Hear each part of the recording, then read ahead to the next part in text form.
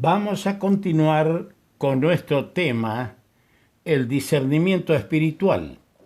Y estamos en la parte que corresponde al discernimiento de los espíritus. Una vez más, voy a invitarles a leer la palabra de Dios en el primer libro o la primera carta del apóstol Pablo a los Corintios, capítulo 2, versículos 14 y 15. Pero el hombre natural no percibe las cosas que son del Espíritu de Dios, porque para él son locura, y no las puede entender, porque se han de discernir espiritualmente.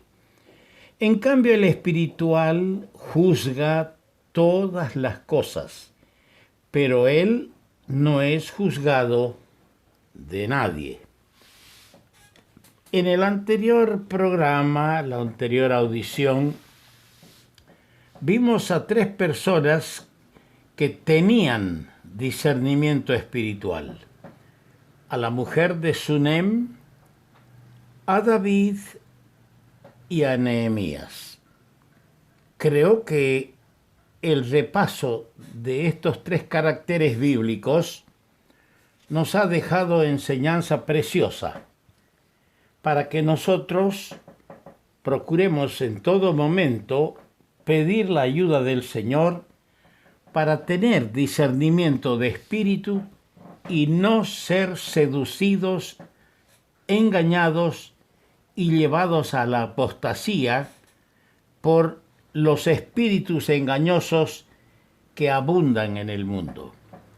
Hoy vamos a ver a tres personas que no fueron entendidas.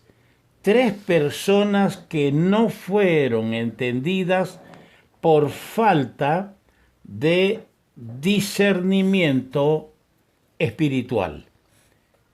Y esto es triste, que a veces nosotros no podamos entender a los hombres espirituales que hay en la iglesia, que Dios levanta en la congregación para ser las columnas firmes que defienden los sanos principios de la palabra de Dios y que son los atalayas que custodian a la asamblea del Señor para que no se desvíe y para que no sea sorprendida por los espíritus engañosos, por los falsos profetas, por los lobos vestidos de ovejas que hacen daño al rebaño, que hacen daño a la grey. Me quiero referir en primer lugar a David, que fue uno que no fue entendido por sus soldados porque no tenían discernimiento espiritual. Y para corroborar lo que digo, leamos en el primer libro de Samuel, el capítulo 24, el primer libro de Samuel, el capítulo 24, y vamos a leer los primeros 7 versículos. Cuando Saúl volvió de perseguir a los filisteos, le dieron aviso, para aquellos que no están familiarizados con este pasaje o con la historia de David y de Saúl. Saúl era el rey de Israel. David era su yerno, pero el Espíritu Santo ungió a David para ser el nuevo rey ante el fracaso de Saúl. Saúl seguía funcando, desenvolviéndose como rey, y le agarró un odio a el muchacho que le había mostrado fidelidad a Dios al vencer al gigante Goliat, al muchacho que le había dado consuelo en las horas cuando era abatido por un espíritu malo tocándole el arpa. Le tomó un odio a él y lo perseguía. Perseguía a David y por otro lado guerreaba contra los filisteos. Y el pasaje nos presenta ahí que Saúl volvía de perseguir a los filisteos. Y al volver le dicen que David está en el desierto de Engadi. Y tomando Saúl 3000 hombres escogidos de todo Israel, fue en busca de David y de sus hombres por las cumbres de los peñascos, de las cabras monteses. Y cuando llegó a un redil de ovejas en el camino, donde había una cueva, entró Saúl en ella para descansar, para cubrir sus pies. Y David y sus hombres estaban sentados en los rincones de esa cueva. Debe haber sido una cueva enorme. Entonces los hombres de David le dijeron: he aquí el día que te dijo Jehová. He aquí el día que te dijo Jehová. He aquí que entrego a tu enemigo en tu mano, y harás con él como te pareciere. Y se levantó David y calladamente cortó la orilla del manto de Saúl. Después de esto se turbó el corazón de David, porque había cortado la orilla del manto del rey Saúl. Y dijo a sus hombres: Jehová me guarde de hacer tal cosa contra mi señor, el ungido de Jehová, que yo extienda mi mano contra él, porque es el ungido de Jehová. Así reprimió David a sus hombres con palabras y no les permitió que se levantasen contra Saúl. Y Saúl, saliendo de la cueva, siguió su camino. Aquí tenemos a David en una cueva, en el desierto de Engadi, con sus soldados, unos 400 hombres. Su suegro, el rey David, persiguiéndolo con 3000 buenos guerreros. Y llegó el momento cuando, cansado de andar, en la misma cueva donde estaba David en el fondo, Saúl acampó. ¿Y qué pasó allí? Cuando los soldados de David vieron al rey ir allí y recostarse, cansado de andar y quedarse allí, le dijeron: aquí está, ha llegado el día que Jehová te ha dicho, que iba a entregar a tu enemigo, el rey Saúl, en tus manos. Era el momento, y era verdad, era el momento oportuno. Desde todo de vista estratégico, oportuno, circunstancial, combativo, era el momento para acabar con la vida de Saúl. David se acercó sigilosamente. ¿Qué hizo? Cortó la orilla del manto de Saúl y se estremeció, se turbó y dijo: guárdeme el Señor de poner mi mano contra el ungido de Jehová. ¿Pero cómo? Si Dios te lo está entregando en bandeja, ¿por qué no? Más de un soldado se habrá ofrecido a actuar y quitarle, degollarlo a Saúl allí en ese momento. Pero no entendían, no tenían el discernimiento espiritual que tenía David. David no quiso poner sus manos sobre el ungido de Jehová. David esperó el tiempo de Dios.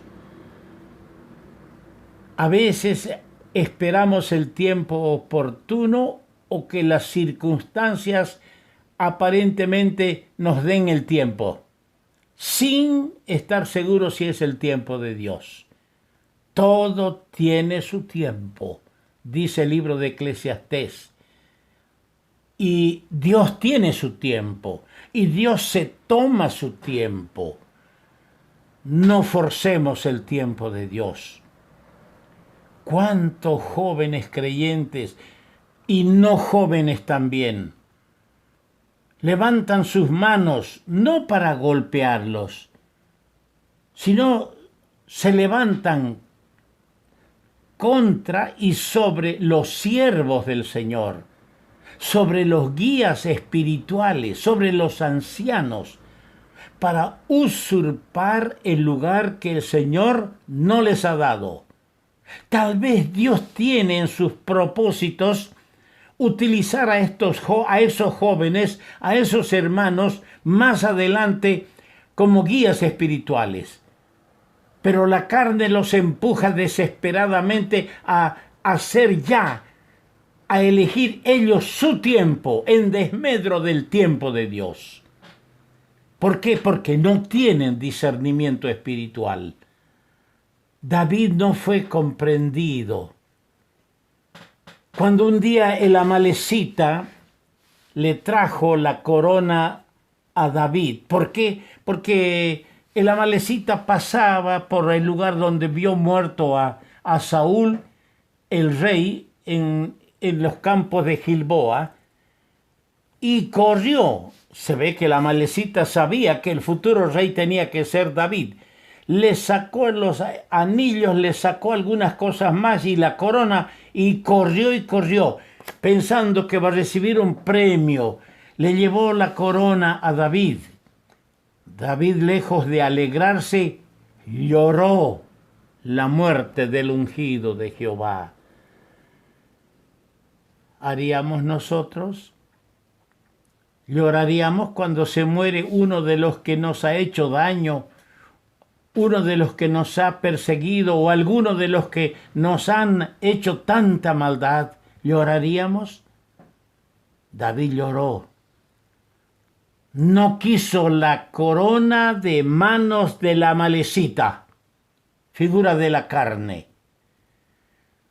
David esperaba el tiempo de Dios. David esperaba que Dios le coloque la corona, y eso no entendían, y para eso no tenían discernimiento espiritual sus soldados, y David no fue comprendido. Que Dios nos abra el entendimiento a muchas cosas del diario vivir, queridos hermanos, para que nosotros sí tengamos discernimiento y esperemos el tiempo de Dios. Hay otro caso en el primer libro de los Reyes, el capítulo 22. Quiero leer allí un solo versículo, pero voy a detallar el cuadro que se vive para que podamos rescatar este versículo de este episodio bíblico. Primer libro de los Reyes, capítulo 22, versículo 13. Y el mensajero que había ido a llamar a Micaías le habló diciendo: He aquí que las palabras de los profetas a una voz anuncian al rey cosas buenas. Sea ahora tu palabra conforme a la palabra de alguno de ellos, y anuncia también buen éxito al rey. Y Micaías respondió: Vive Jehová, que lo que Jehová me hablare, eso diré. Micaías es un profeta fiel al Señor. Ha sido puesto en la cárcel por el apóstata rey Acab. El rey Acab ha mandado a la cárcel porque nunca le decía lo que a él le agrada. Porque hay gente, hay congregaciones enteras, asambleas, iglesias enteras, que lo único que quieren oír es lo que les agrada al oído carnal, lo que van a saborear al paladar de la carne. No les gusta escuchar la verdad de Dios. Los que hablan la palabra de Dios con fidelidad, hay que mandarlos a la cárcel. Hay que marcarlos con rojo. Este no sirve. ¿Es así en tu iglesia? ¿Esa es tu manera de pensar, hermano? hacer un lado a quienes te muestran con las escrituras que lo que estás haciendo no está bien. Hay que desahuciarlos a los tales siervos de Dios. Acab era un apóstata.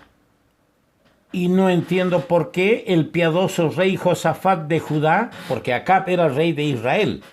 Para entonces el reino ya estaba dividido. El piadoso rey Josafat desciende, y qué oportunidad más linda para el apóstata Acab buscar el apoyo bélico del rey Josafat, y le dice: ¿quieres venir conmigo a pelear contra Ramot?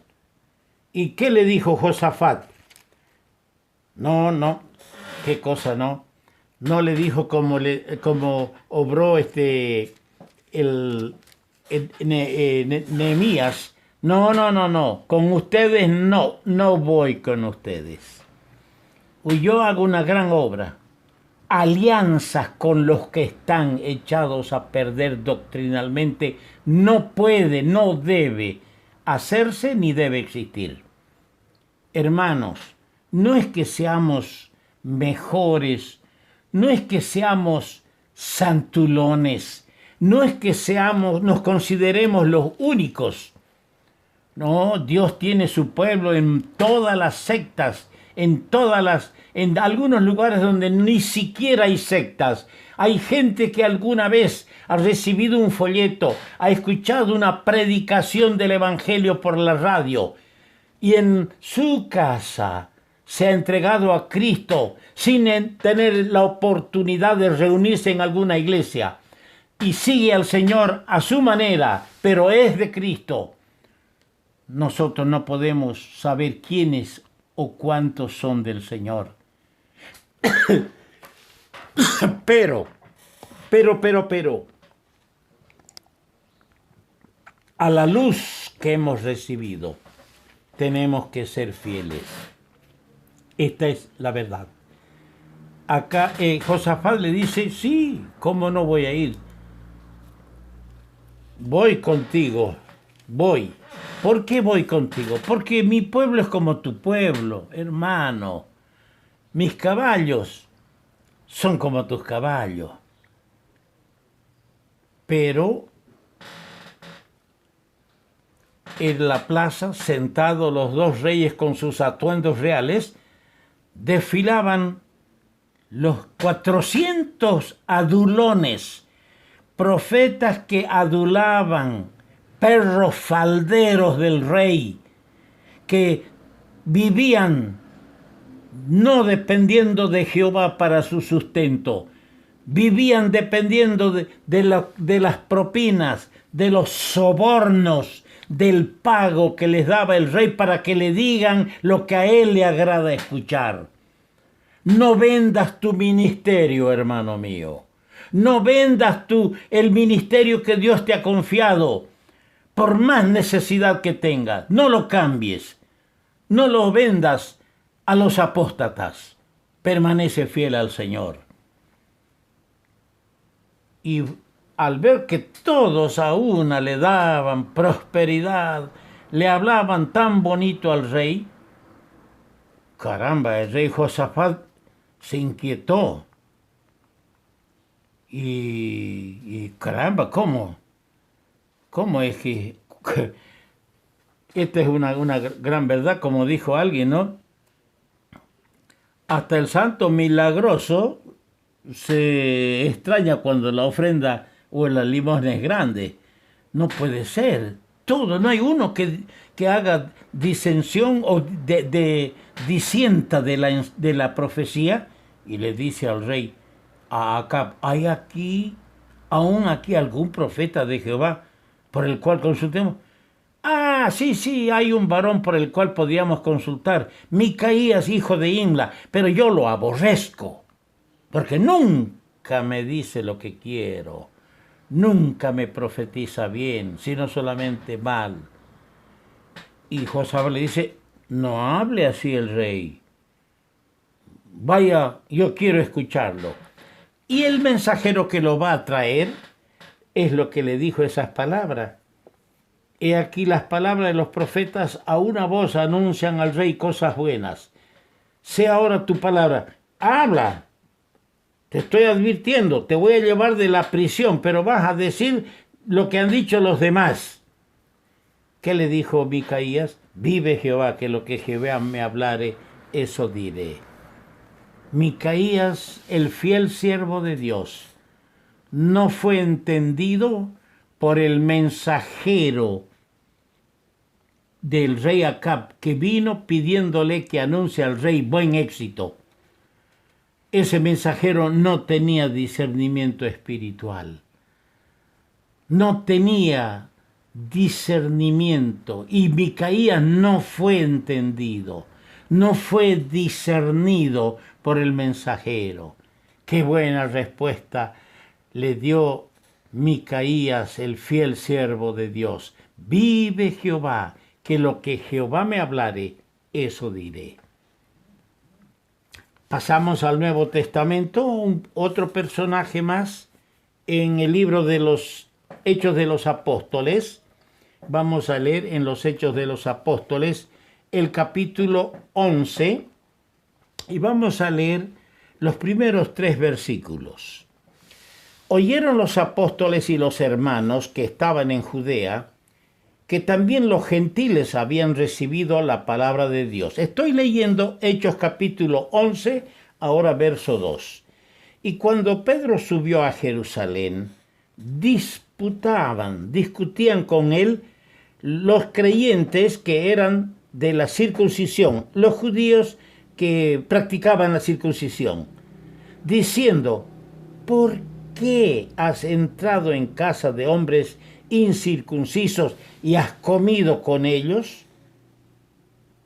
Les recriminaron. Pedro había ido, el relato está en el capítulo 10 de este mismo libro de los Hechos, tras una visión que tuvo estando en la playa en casa de Simón el Curtidor. Tuvo una visión que Dios le decía que vaya. Vinieron los mensajeros, porque también Cornelio, el centurión que vivía en Cesarea, también tuvo una visión y mandó llamarlo. Y Pedro fue, porque era una disposición, una orden de Dios. Fue, predicó y se maravilló de ver que la gente tenía sed del evangelio, tenía sed de la palabra. No eran judíos, eran gentiles. Se maravilló de ver cómo el Espíritu Santo descendió lo mismo que el día de Pentecostés sobre este grupo de samaritanos, de gentiles. Los hermanos no entendieron que por medio de Pedro el Señor abría las puertas de la gracia a los gentiles. Había quienes, y en su mayoría, pensaban que el Mesías solo vino para Israel, que el Evangelio de la gracia solo era para Israel. No entendieron las palabras del Señor cuando dijo: también tengo otras ovejas, las traeré y habrá un solo rebaño. No entendieron esas palabras del Señor. Estaban en un círculo cerrado. Tenían su religión, habían vivido con su religión cientos de años, varios siglos. Tenían sus prácticas, sus rituales, tenían su santuario. Y de ahí fueron sacados por el Maestro para confiar en Él, pero no entendieron las enseñanzas del Señor. Cuando dijo: de tal manera amó Dios al mundo, que ha dado a su Hijo unigénito, no solo a Israel, al mundo, para que el que se arrepiente y convierta, crea en la gracia de Dios, sea salvo. No entendieron. ¿Cuántas veces, más de una vez, nos cerramos en nuestra nacionalidad? En nuestra nacionalidad nos cerramos y encerramos en nuestras riquezas, como si predicarle el evangelio a los pobres sería que nos quieren sacar el dinero a nosotros, como si quitarme mi nacionalidad del país que yo nací como si predicar el evangelio a los otros de otras naciones me va a quitar a mí la nacionalidad de la tierra. No, más bien debemos entender que el que se convierte a Cristo, sea judío, griego, gentil, esclavo, libre, llega a tener la naturaleza divina, la nacionalidad del cielo, porque nuestra ciudadanía está en los cielos, de donde también esperamos al Señor. Oh hermanos amados, amigos, que Dios nos dé discernimiento espiritual. Qué pena cuando a veces, como hemos mencionado de estos tres casos, David, Micaías, Pedro, no fueron entendidos por su entorno, porque no tenía ese entorno el discernimiento espiritual. No sabían de los valores espirituales y la libertad preciosa que hay en el Señor. Que Dios bendiga su palabra.